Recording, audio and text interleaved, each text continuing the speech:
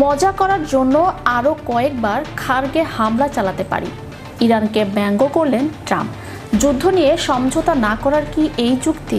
ইরানের প্রধান তেল হাব খারিক দ্বীপে মার্কিন বাহিনীর ভয়াবহ বোমাবর্ষণের পর পরিস্থিতি শান্ত হওয়ার বদলে আরও জটিল রূপ নিয়েছে।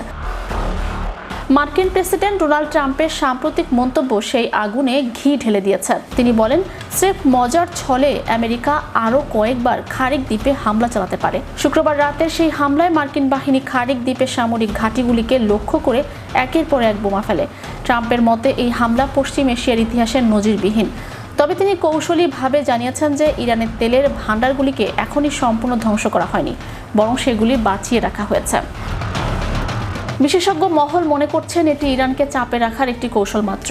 ট্রাম্পের এই ব্যঙ্গাত্মক সুরের বিপরীতে তেহরান অত্যন্ত কঠোর অবস্থান নিয়েছে।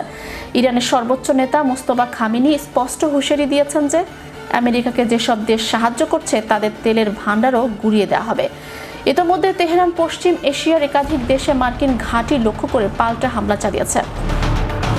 এক সাক্ষাৎকারে ট্রাম্প স্বীকার করেছেন যে ইরান যুদ্ধবিরতি এবং চুক্তির জন্য প্রস্তুত, তবে সমঝোতা না হওয়ার মূল কারণ হলো ইরানের দেয়া শর্তাবলী।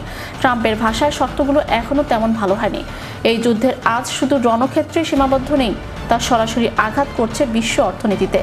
প্রতিশোধ নিতে ইরান বিশ্বের অন্যতম গুরুত্বপূর্ণ জ্বালানি পরিবহন পথ হরমুজ প্রণালীতে জাহাজ চলাচলে বাধা সৃষ্টি করছে।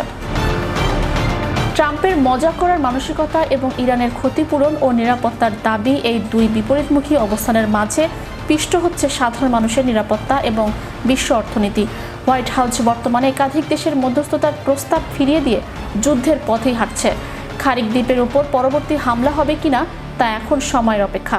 তবে এই সংঘাত যদি দীর্ঘস্থায়ী হয় তবে তার ফল সমগ্র বিশ্বের জন্য ভয়াবহ হতে পারে।